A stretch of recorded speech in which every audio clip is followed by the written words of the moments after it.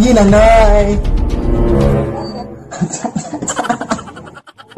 At saka na, nakalimutan ko din. At saka na, yung kwarto ko sa taas. Nga yung mga books natin sa taas. Pag-arrange ka yung mga natin sa taas. Pag-check na yung phone ko. At saka na, pag-check na yung mga rice cooker natin kung gagana pa ang lahat. Lead me, Lord. Ay, ganda ng tulog ko. Yes, thank you. Nay, pakikuha nga yung phone ko dyan, sa may upuan. Please. Nay. Nay? Nay, pakikuha nga yung phone ko. Nay? Nay?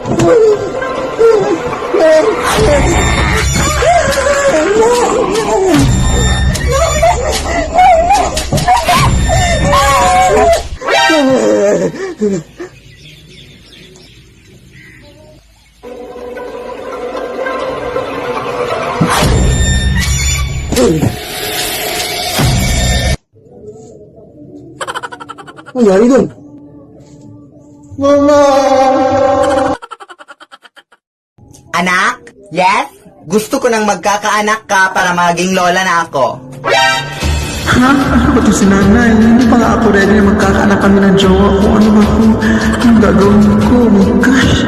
Nay, hindi pa naman yun mangyayari, Nay, kasi nga wala pa akong jowa, di ba? I'm single. Ah, ganun ba, anak? Pero bakit may nakita akong lalaki na pumasok sa kwarto mo kagabi? Tapos black yung shoes niya. At parang familiar yung buhok niya, kaya pumasok ako sa kwarto mo. At pagpasok ko, ay tito mo lang pala. Kaya ayun, nagkwentuhan kami. At kumain din kami ng mga junk foods at prutas. Kaya ayun. At pagkatapos nun, umuwi na siya mga bandang alas 12, anak. Lead me, Lord. So, nandito na nga tayo ngayon at papasok na tayo sa aming bahay. Na aming bahay talaga. Papasok na nga tayo sa aming CR. So, kung akala nyo ay yan ay CR, hindi talaga. Yan ay upuan lang namin. Diba? Upuan lang po lang namin.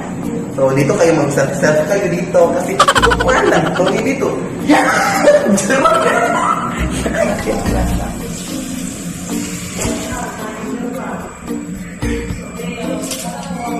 Parang manamis na min. That's right. Kung gano'n.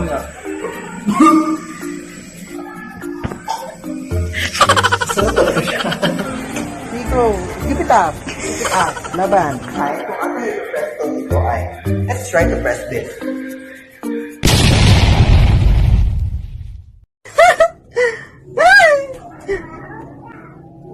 Hulaan yan, nanay, pagkatapos ng laro, ha? Ay, sus, pag ako talaga namatay dito sa mundo, sus, hindi talaga ito malinis, yung bahay na to, eh. Anak ko. Anak! Ano ba yung nakikita ko sa banggera natin? Bakit ang daming mga pinggan na hindi nahugasan? Ano ka ba, anak? Di ba sinabi ko na sa'yo kanina pa na hugasan mo yon? Ha, mamaya, nanay, naglalaro pa nga ako, di ba? Anak, alam mo ba? Kapag ako talaga namatay dito sa mundo, hindi talaga kayo mabubuhay, eh. Hindi pa kayo marunong maglinis ng mga pinggan. Hoy, anak, hindi mo na naman nadiligan yung mga flowers natin sa labas. Ano ka ba, anak? Ano ba, na? Naglalaro pa nga ako, di ba? Anak, ako talaga namatay dito sa mundo. So, hindi talaga. Huwag kang magsalita ng mga ganyan. Ay, ano ka ba, Nay? Ayaw kitang mawala sa buhay ko, Nay. Grabe yung pagmamahal ko sa'yo, Nay. Ganyan ang mga pinagsasabi mo, ma. Ano ka ba, Nay? Seryoso ka, anak? Love din kita, anak. Sorry, anak, sa mga pinagagawa ko sa'yo, anak. Pero pag ako talaga namatay dito sa mundo, ay, hindi talaga kayo matututo, eh. Diligan mo na, diligan mo na. Lead me, Lord. Ay, magkasama lang kita kahit kapiling mo pa siya. It really hurts ang magmahal ng ang pinili kong hindi hanggang gano'n na lang nga. Kailangan ko itong tanggapin. Nasa puso mo meron nang ang ibang umaangkin. At alam ko na rin na mayroon nang nagmamayari sa pag-ibig sa iyo. Ako itong nakikihati. At ano man ang mangyari, di ko kayang manampat. At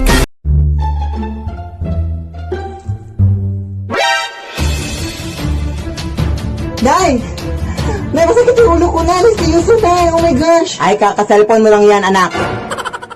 At parang nanalabo na yung paningin ko, Nay. Oh my gosh. Ay, mga acting-acting mo lang yan. Ano ka ba? At parang nanghihilo ako, Nay. Like, seryoso na nanghihilo, Nay. Oh my gosh. Kaya nga, kasi puro ka na ng cellphone, anak. Aray! Aray! Sumakit yung tiyan ko, Nay! Aray! Aray! Ay, ang galing mo talaga mag-acting, anak. I love it. Nay, parang nasusuka ako, Nay. Ayan, kasi ang dami mong kinain kagabi. Ew, yuck.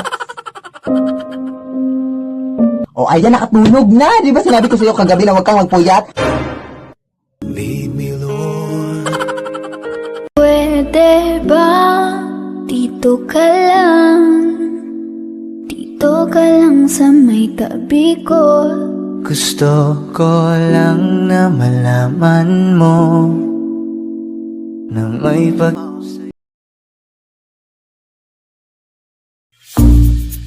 Hoy! Pakisabi nga ng nanay mo na palabasin dito, be. Ngayon din. Ha, wala po siya dito, te. Ha? Anong wala? Nakita ko siya kanina lang. Alam mo ba na ang nanay mo merong utang sa akin na hindi niya nababayaran ng isang buwan? Hindi po, hindi. Oh, so sige, sabihin mo sa akin na totoo. Wala nga siya dito. Ha, hindi talaga ako naniniwala sa'yo. Oh my God.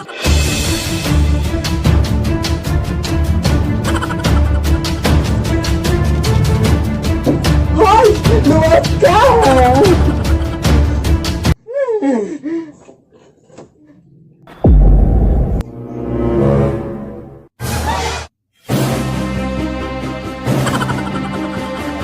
Isuot mo nga to. Ha? Oh, sige, sige. At ito din. Isuot mo din to. Hoy! Hoy! Nay, punta lang ako ng mall, ha? Ah, sige, sige, anak. Basta sigurin mong hindi ka lalabas ng bahay, ha? Nay, maliligo lang ako ng ulan, ha? Ah, sige, sige, anak. Basta sigurin mong hindi ka mababasa ng ulan, ha? Baka magkasakit ka. Nay, absent muna ako sa school ngayon, ha? Ah, sige, sige, anak. Basta sigurin mong hindi ka malilate, ha? Nay, overnight lang kami dito sa bahay ng kaklase ko, ha? Ah, sige, sige, anak. Basta sigurin mong makauwi ka dito ng mga alas 8 ng gabi, ha? Nay, nagugutom pa ako na iubusin ko itong kanin, ha? Ah, sige, sige, anak. Basta sigurin mo lang na may matira pa, ha? Kasi nagugutom din ako.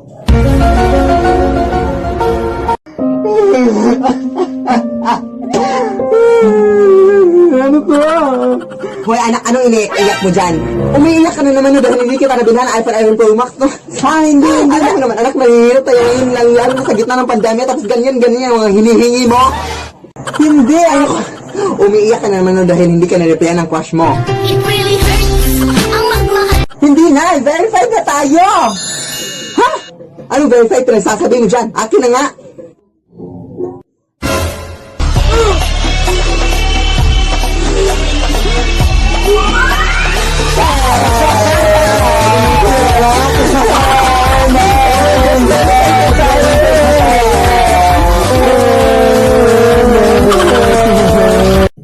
Anak, wag na wag kang magpapanik, anak, ha, pag may mangyayaring sunog dito sa ating bahay, ha. Ang unang-una mong gagawin is, maghahanap ka ng... Yes? Ay, wait lang, anak, may importante lang akong pupuntahan, ha. Diyan ka lang. Ah, sige, sige, Nay.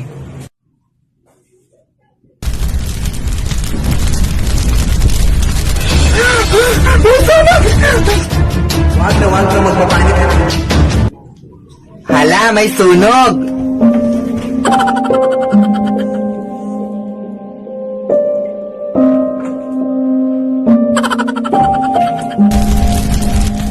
Hala! Ang lakas na ng apoy! Hala, hindi pa rin namatay yung apoy! Char! Hala, ang init na, aray! Anak! Anong kabubuhan yung ginawa mo, anak? Oh my gosh! Wala ka talagang utak, anak! Ano ba yung ginawa? Ay gagawin muna natin yung pag-iinit sa ngipin niya, baka may depekto yung ngipin niya. So, ang bait-bait pala ng dentista dito, guys. So, magpapabrace na tayo dito, So, pasok ka dito. Another. 1, 2, 3. So, Oh my gosh, ang ganda-ganda ko sa x-ray, guys. I love it. Oh my gosh, I love it. kasi ang sobrang sakit nito. So guys, tapos na natin nilagyan ng brace ni Philip. So, tignan mo. Ang sakit talaga, no? Ay, parang like,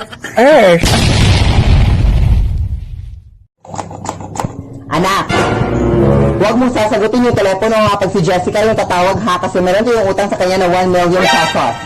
Sige, Nay.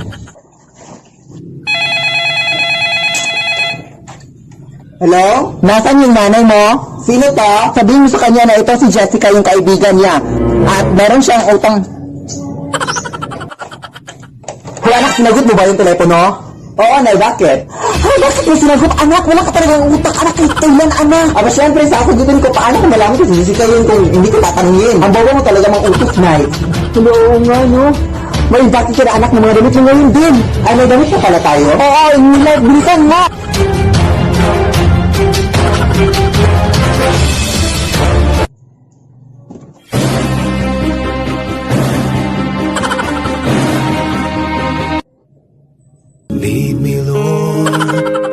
Anak, punta na ako ng mall para mag-grocery. Okay, Nay. At siya nga pala, wag mong bubuksan tong pinto, anak ha. Kahit ba anong mangyari sa mundo, anak, wag mong bubuksan tong pinto ha. Alam mo naman ngayon ang panahon, ang dami ng mga budol-budol na tao. At kahit sino na ang posibleng pumasok dito, baka manakawan tayo. Sige, Nay, masusunod po.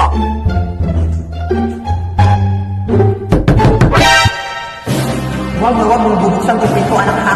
Hoy, sino yan? Nanay mo, anak. Pakibuksan na yung pinto, please. Nandito na ako. Hindi pwede, no.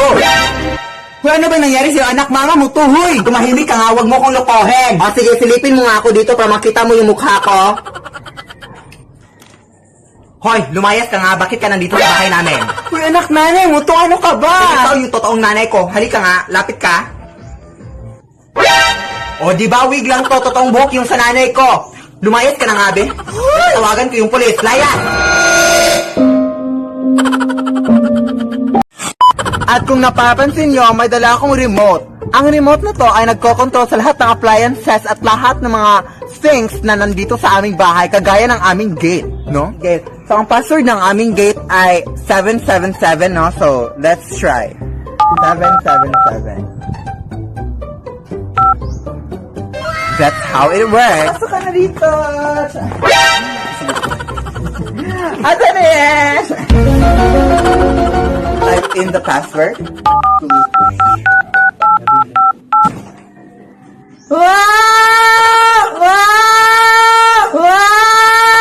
Dito sa aming bahay, meron din kaming escalator, no? So, i-remote din natin ang escalator. Oh my gosh!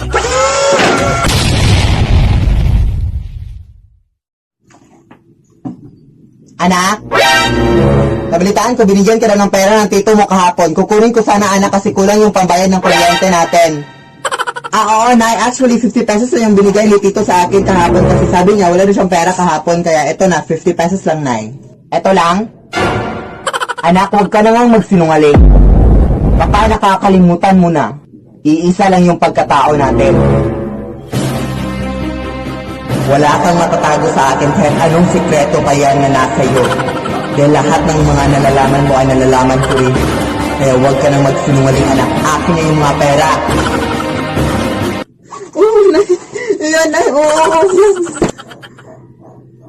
Nay, dito daw matutulog yung mga kaibigan ko mamayang gabi. Sige, anak. Basta siguraduhin mo lang na hanggang doon lang sila sa labas ng gate. Hanggang ako ng mga damit, ha? Sige, anak. Basta siguraduhin mo lang na hindi ka gagastos, ha?